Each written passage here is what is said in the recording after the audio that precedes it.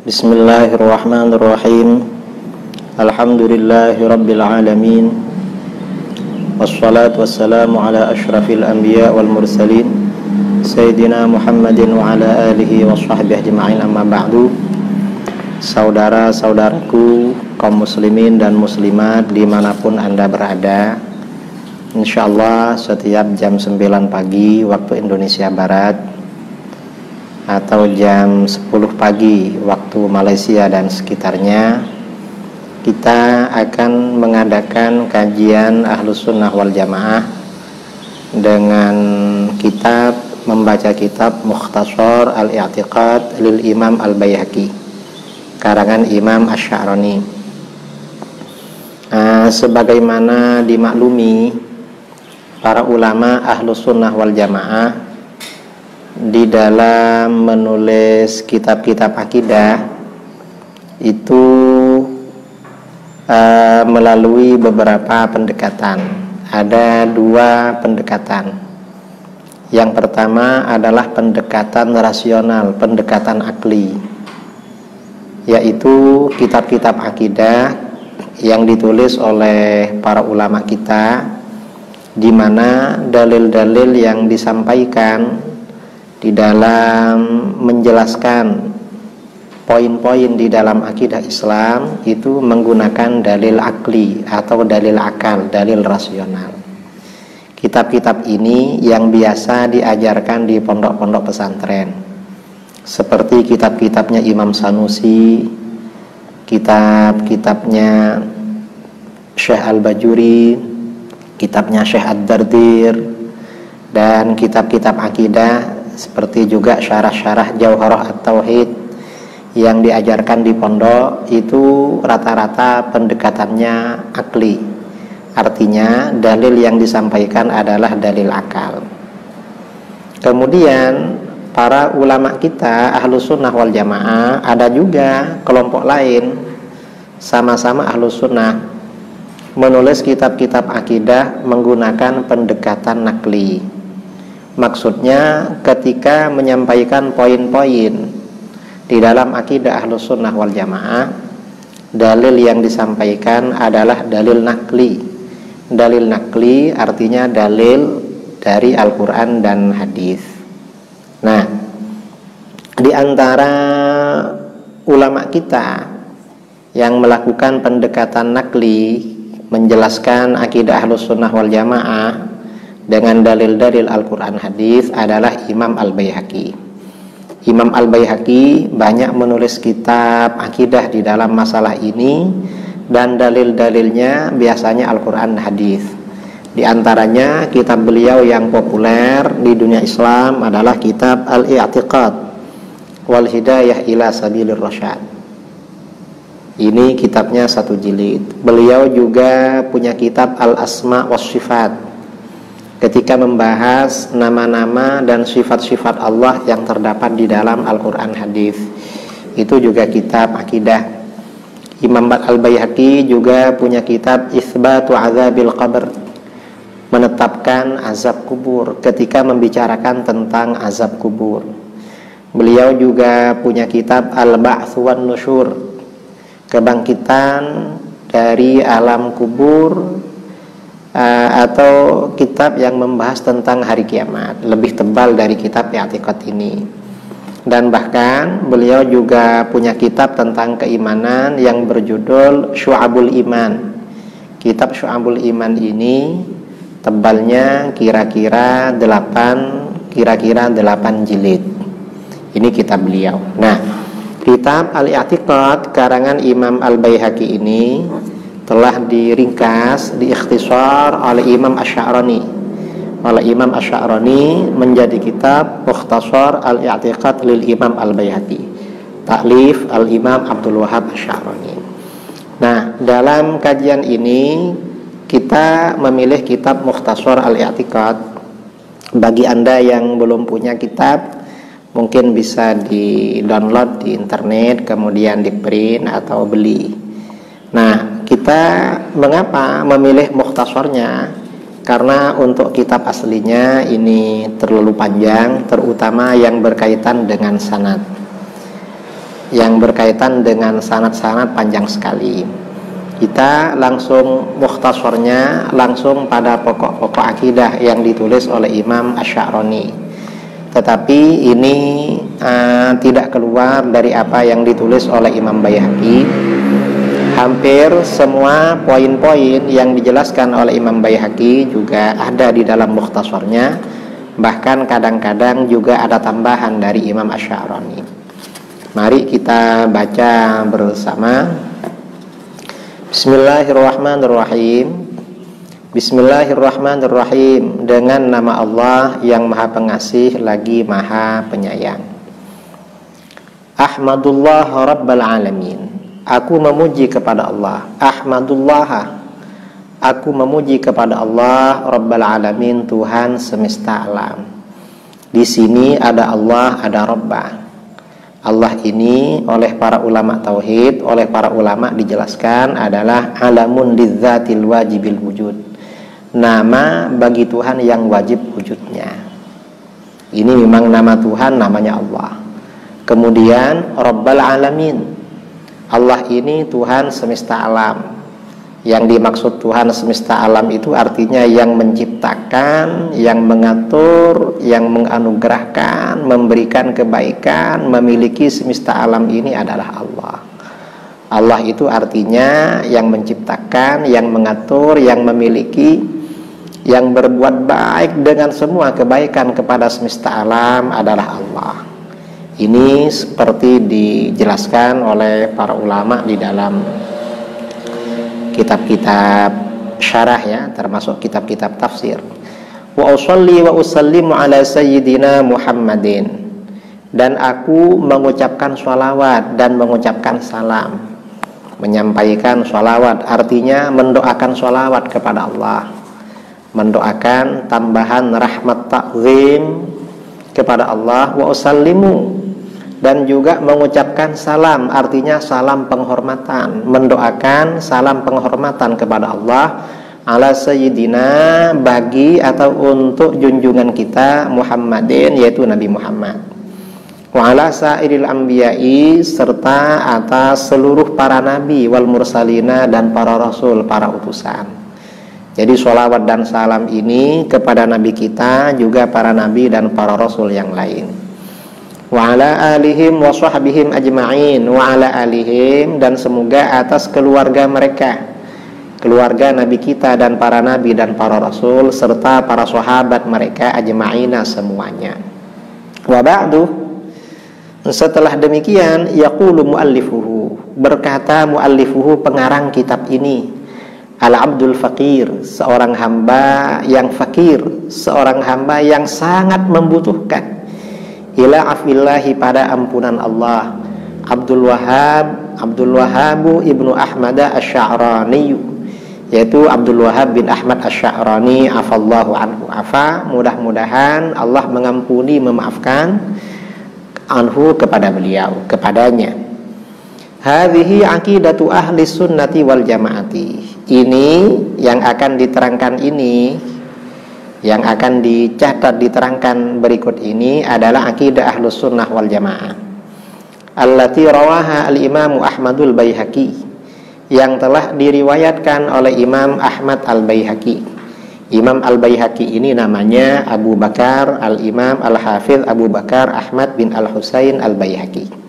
Imam Ahmad al-Baihaqi bisanadihi, dengan sanad beliau, fi kitabihil musamma bil i'tiqad, di dalam kitabnya yang diberi nama dengan judul Al-I'tiqad. Nah, ini di dalam kitab Imam Al-Baihaqi ini, poin-poin di dalam akidah Ahlus Sunnah wal Jamaah itu menggunakan dalil-dalil Al-Quran dan hadis-hadis. Rata-rata hadisnya sahih, tidak ada persoalan. Hadis yang ada di dalam kitab ini sahih. Nah, ini artinya apa? Bahwa akidah Ahlus Sunnah wal Jamaah itu sebenarnya sumbernya dari Al-Quran dan hadis. Itu sumber pertama ya, sumbernya akidah Ahlus Sunnah wal Jamaah itu Al-Quran dan hadis. Kemudian kalau akidah Ahlus Sunnah wal Jamaah itu sumbernya dari Al-Quran dan hadis, mengapa kita ini ikut mazhabnya Imam Asy'ari. Padahal Imam Asy'ari ini hidup pada akhir abad ke-3 Hijriah dan awal abad ke-4. Kenapa nggak langsung ikut Al-Quran hadis? Imam Asy'ari ini di dalam akidah, para ulama mengikuti Imam Asy'ari ini hanya dalam metodologi, dalam metode, di dalam manhaj. Artinya manhaj, cara menjelaskan, menguraikan, mempertahankan, membela akidah Ahlus Sunnah wal Jamaah mengikuti Imam Asy'ari. Sedangkan pokok-pokok akidahnya itu sudah ada di dalam Al-Quran dan hadis. Karenanya kalau ada yang bertanya kapan akidah Ahlus Sunnah wal Jamaah itu lahir, akidah Ahlus Sunnah wal Jamaah itu lahir ya bersama dengan lahirnya Islam itu sendiri. Karenanya di sini dijelaskan akidah Ahlus Sunnah wal Jamaah yang diriwayatkan oleh Imam Al-Baihaqi dengan sanad beliau dalam kitabnya yang diberi nama Al-I'tiqad.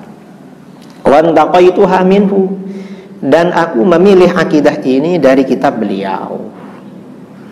Dipilih. Mengapa? Raja'a naf'il ikhwani biha, karena berharap memberikan manfaat kepada saudara-saudara dengan akidah ini. Mengapa? Fa innal himama qad qasurat an mutala'atil mutawwalat, karena cita-cita manusia, semangat, keinginan orang ini telah lemah, telah pendek atau lemah untuk menelaah kitab-kitab yang panjang. Jadi ini artinya apa? Pada masa Imam Asy'arani, murid-murid beliau, masyarakat pada waktu itu, untuk menelaah kitab-kitab yang satu jilid ini sudah lemah, tidak ada semangat. Itu pada masa beliau. Karenanya kitabnya Imam Al-Baihaqi yang semula ini tebalnya 472 halaman oleh Imam Asy'arani diringkas menjadi lebih tipis lagi, menjadi lebih tipis. Ini kira-kira 98 halaman, 97 atau 98. Ini karenanya kita jangan sampai tidak mengikuti kajian ini. Ini sudah pendek. Kalau sudah pendek gak mau apalagi yang tebal. Fa'akul, maka aku berkata wabillahi taufik, dan hanya kepada Allah kita memohon pertolongan. Ini mengisyaratkan bahwa taufik itu artinya khalqu qudratit ta'ah fil abdi, menciptakan kemampuan berbuat baik pada seseorang, itu dari Allah. Artinya apa? Menurut Imam Asy'arani dan menurut para ulama, orang bisa ngarang kitab seperti ini itu semata-mata karena taufik dari Allah.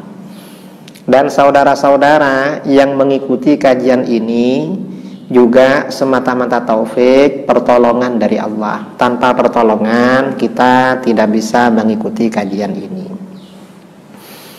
Babu awwali ma yajibu 'alal 'abdi ma'rifatuhu wal iqraru bihi.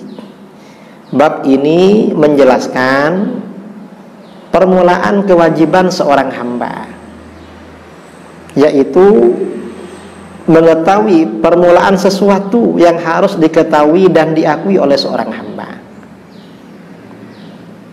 Jadi seseorang yang merasa sebagai hamba Allah itu harus tahu apa sesuatu yang wajib dia ketahui dan dia akui. Apa yang pertama kali harus diakui dan dia ketahui. Ini harus tahu. Qala Allahu jalla thana'uhu li nabiyhi Muhammadin alaihi salam. Allah jalla thana'uhu, Allah subhanahu wa ta'ala telah berfirman kepada nabinya Muhammad sallallahu alaihi wasallam, fa'lam annahu la ilaha illallah. Ketahuilah sesungguhnya, fa'lam, ketahuilah. Ketahui itu artinya tahu yang disertai keyakinan. Annahu sesungguhnya la ilaha illallah. Apa yang perlu diketahui? Sesungguhnya tiada Tuhan selain Allah. Nah, ini artinya apa? Menunjukkan bahwa sesuatu yang pertama kali seseorang itu tahu, sesuatu yang pertama kali seseorang itu tahu bahwa tiada Tuhan selain Allah. Tiada Tuhan selain Allah. Apa makna tiada Tuhan selain Allah itu? Imam As-Sanusi di dalam kitab Ummul Barahin, yang dimaksud tiada Tuhan selain Allah itu artinya bahwa segala sesuatu yang ada di dunia ini pasti memerlukan Allah. Sebelum ada, untuk menjadi ada perlu pada Allah. Kalau gak diadakan oleh Allah, gak ada. Setelah ada, untuk menjaga eksistensinya, keberadaannya juga perlu pada Allah. Termasuk pada masa-masa sekarang ini, pada masa-masa wabah dunia yang namanya wabah virus corona, coronavirus atau COVID-19.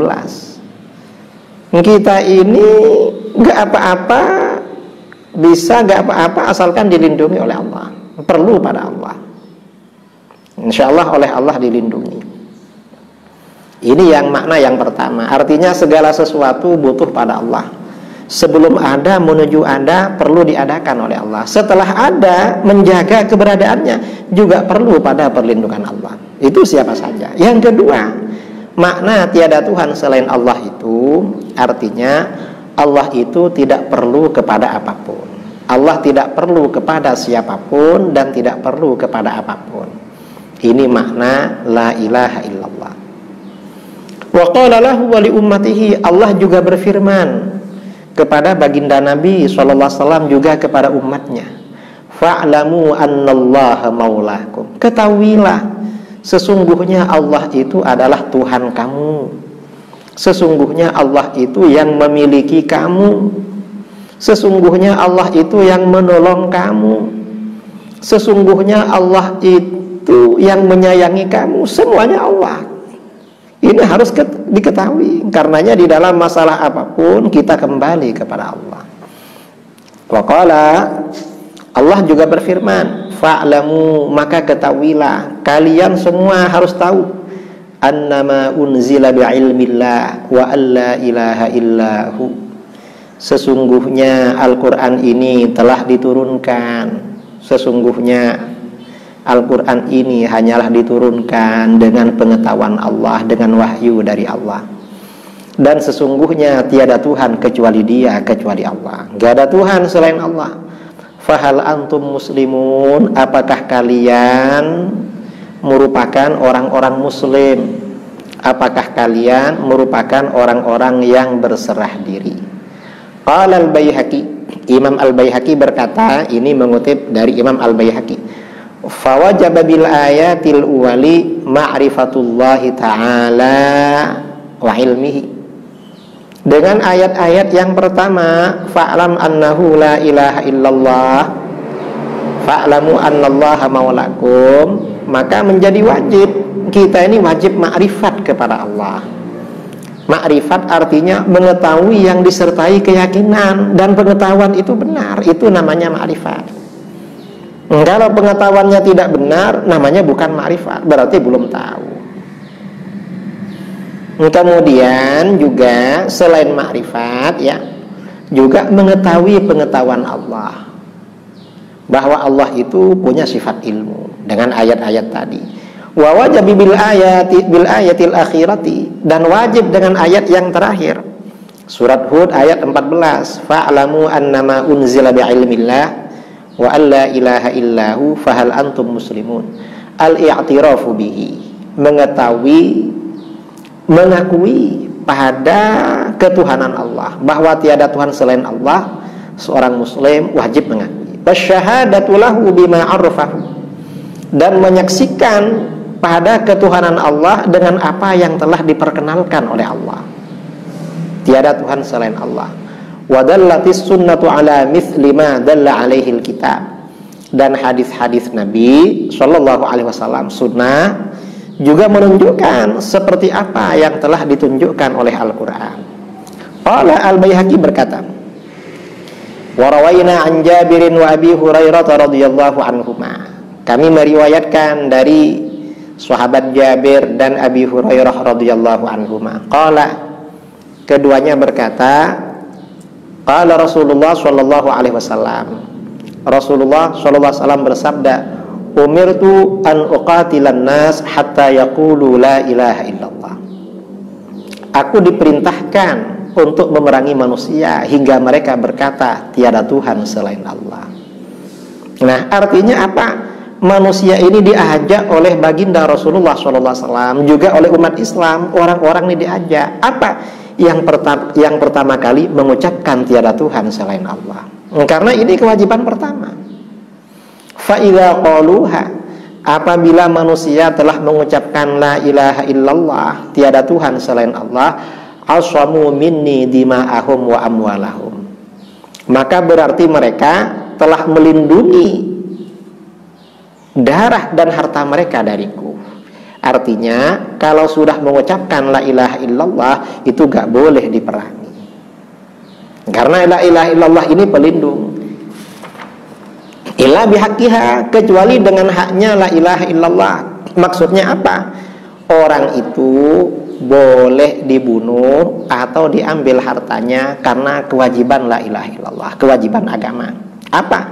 Contohnya orang membunuh orang, maka dibunuh. Atau contohnya zakat, maka diambil hartanya karena untuk zakat. Wa hisabuhum 'ala Allah, sedangkan perhitungan mereka itu pada Allah. Hisab mereka. Maksudnya bagaimana? Rasulullah sallallahu alaihi wasallam, kita diperintahkan mengajak orang mengucapkan la ilaha illallah. Kalau sudah mengucapkan, ya terserah Allah. Maksudnya terserah Allah, ada orang-orang itu mengucapkan la ilaha illallah dengan ikhlas. Memang dia beriman, maka Allah akan membalas sebagai orang-orang yang beriman masuk surga. Ada orang yang mengucapkan la ilaha illallah itu karena takut dibunuh.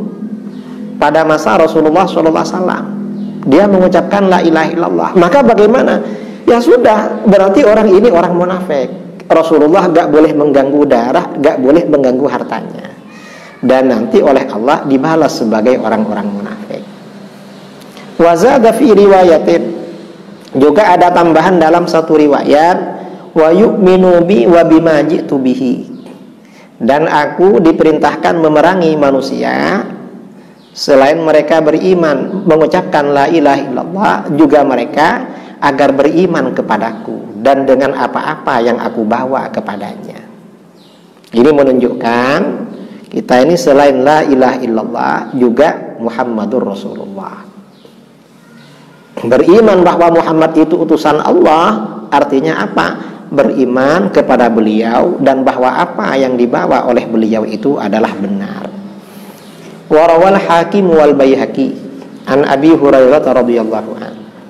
Al-Hakim dan Al-Baihaqi juga meriwayatkan dari Abu Hurairah radhiyallahu anhu qala, berkata siapa Abu Hurairah, a'tani Rasulullah sallallahu alaihi wasallam alaihi, Rasulullah sallallahu alaihi wasallam telah memberiku kedua alas kakinya, kedua sandalnya.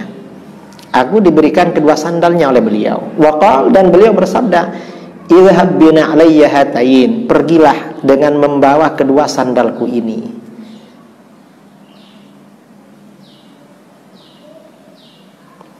Faman laqita min wara'i hadzal ha'id yashhadu an la ilaha illallah mustayqinan biha qalbuhu fabashshirhu bil jannah. Maka barang siapa yang kamu jumpai di belakang, maka barang siapa yang kamu jumpai di belakang kebun ini, Rasulullah SAW waktu itu ada di dalam kebun, bawa sandal ini. Siapapun yang kamu jumpai di luar kebun ini dan dia bersaksi bahwa tiada Tuhan selain Allah, mustaiqinan biha qalbuhu, dan hatinya yakin dengan makna la ilaha illallah, artinya tidak hanya diucapkan, fabashshirhu bil jannah, sampaikan kabar gembira kepadanya, dia akan masuk surga. Artinya apa? Orang mengucapkan la ilaha illallah apabila disertai keyakinan maka masuk surga. Kalau cuma mengucapkan saja tapi hatinya tidak yakin, tidak masuk surga. Warawal Hakim wa ghairuhu an Utsman radhiyallahu an. Al-Hakim dan lainnya juga meriwayatkan dari Utsman radhiyallahu an qala, Utsman berkata, Sami'tu Rasulullah alaihi salam yaqul, aku mendengar Rasulullah alaihi salam berkata, man mata wa huwa ya'lamu alla ilaha illallah dakhalal jannah. Barang siapa yang meninggal dunia, baik meninggalnya sebelum masa-masa virus ini atau meninggal setelah masa-masa virus, dan dia meyakini bahwa tiada Tuhan selain Allah, maka dia masuk surga. Kita berdoa kepada Allah, mudah-mudahan kita membawa la ilaha illallah sampai di akhir hayat nanti. Warawal Baihaqi marfu'an. Al-Baihaqi juga meriwayatkan hadis marfu'. Marfu' itu artinya yang dinisbatkan kepada baginda Rasulullah SAW. Rasulullah SAW bersabda, man kana akhiru kalamihi la ilaha illallah wajabat lahul jannah. Barang siapa yang akhir ucapannya adalah la ilaha illallah, tiada Tuhan selain Allah, maka dia wajib masuk surga. Artinya pasti masuk surga. Ini beberapa hadis. Jadi di sini ada 4 hadis. Nah, di sini dari hadis-hadis itu ada kesimpulan.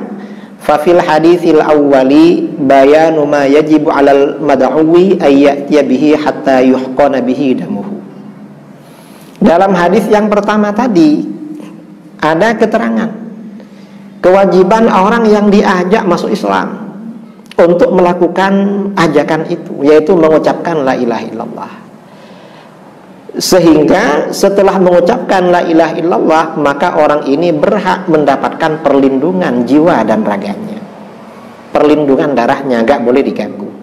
Wa fil hadits tsani, pada hadis yang kedua, bayanu ma yajibu alaihi minal jama'i baina ma'rifatil qalbi wal iqrari bil lisan ma'al imkan hatta yasihha iman. Pada hadis yang kedua ada kewajiban lagi selain mengucapkan la ilaha illallah dengan lidah. Kalau mampu mengucapkan, itu juga wajib meyakini dengan hati, mengetahui dengan hati, sehingga imannya sah. Artinya apa? Orang itu imannya baru sah selain mengucapkan la ilaha illallah apabila dia mengetahui maknanya dan meyakini. Mengetahui atau meyakini.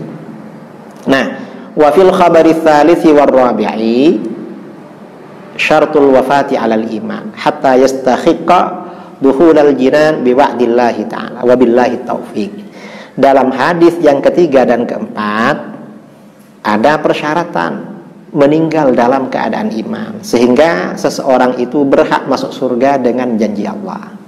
Artinya apa? Orang itu akan masuk surga. Keimanan ini syaratnya harus dibawa sampai mati. La ilaha illallah itu sampai mati. Jadi hadis ini, man kana akhiru kalamihi la ilaha illallah wajabat lahul jannah.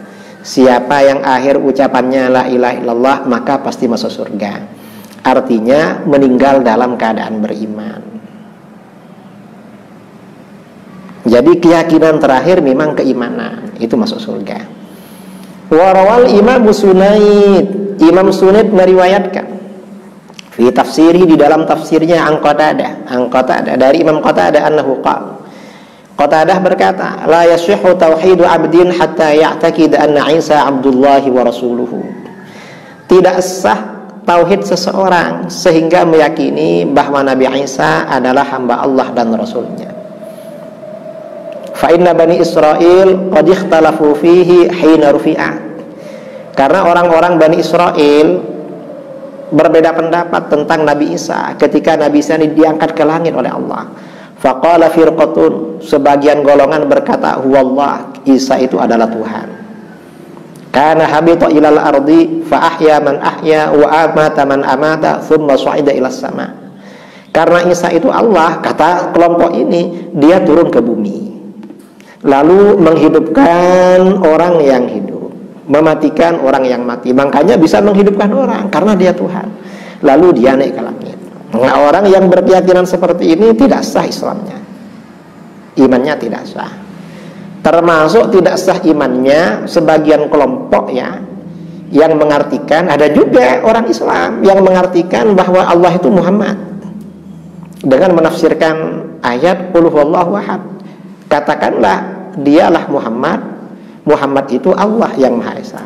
Itu gak sah imannya. Sama dengan ini, sama dengan orang Nasoro tadi itu, orang-orang Nasoro di luar Islam. Wahum al-Ya'qubiyah, mereka ini disebut dengan golongan Ya'qubiyah, satu kelompok dari golongan Nasrani yang dinisbatkan kepada Ya'qub al-Barda'ani, seorang pendeta di Konstantinopel dulu. Ini keyakinan seperti itu, gak boleh itu. Wa qalat an-Nasturiyah, ada lagi golongan Nasturiyah, sekte Nasturiyah di Nasara yang mengatakan wa ibnullah, Isa itu adalah anaknya Allah. Berkata begitu maka agak sah imannya, walaupun membaca la ilaha illallah Muhammadur Rasulullah agak sah. Wa qalat muluku Bani Israil, ada lagi yang berkata, yaitu raja-raja Bani Israil, raja-raja Bani Israil yang disebut dengan golongan Malkaniyah, yaitu mazhab semua raja-raja Nasara dan orang-orang awam mereka. Apa? Huwa thalithu thalatha, Isa itu adalah ketiga dari tiga. Artinya keyakinan Trinitas, kelompok Trinitas. Itu gak betul, itu gak sah imannya orang yang berkata begitu. Faqalal muslimun, yang benar bagaimana? Orang-orang Islam berpendapat huwa Abdullah wa rasuluhu, Nabi Isa itu adalah hamba Allah dan Rasulnya, wa ruhuhu min kalimatihi, dan ruh Allah dari kalimatnya. Maksudnya ruhnya Allah bukan berarti ruhnya Nabi Isa itu keluar dari zat Allah, bukan. Bukan itu maksudnya. Artinya apa? Nabi Isa itu memang penciptaannya tidak seperti manusia biasa. Manusia biasa biasanya diciptakan oleh Allah melalui ayah dan ibu. Nabi Isa tanpa ayah dan tanpa ayah, hanya ibu saja yang punya. Siti Maryam itu ditiup oleh malaikat Jibril, janinnya ditiup oleh malaikat, diciptakan langsung oleh Allah melalui malaikat Jibril, kemudian ditiup oleh malaikat Jibril, ditiup. Jadi bukan melalui manusia biasa seperti kita ayah ibu.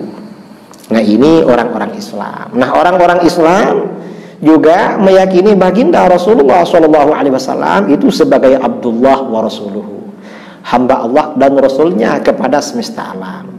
Dan tidak boleh meyakini bahwa Rasulullah itu adalah, bahwa Muhammad itu adalah Allah.